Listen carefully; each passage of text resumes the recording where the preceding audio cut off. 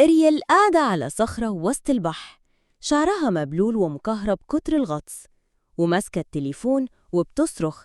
سيباستيان السلطعون بيحاول يهديها ويقول لها، انت أميرة البحر يا إريال، ركزي في اللي عندك.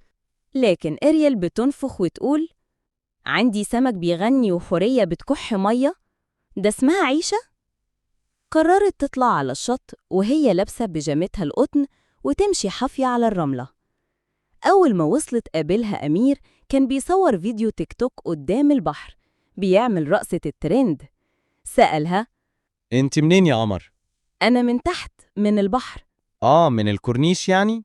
وقعت أريل من الضحك وقالت، لا يا قلبي، من تحت تحت، أنا سمكة، تحب تنزل معايا البحر تتأكد؟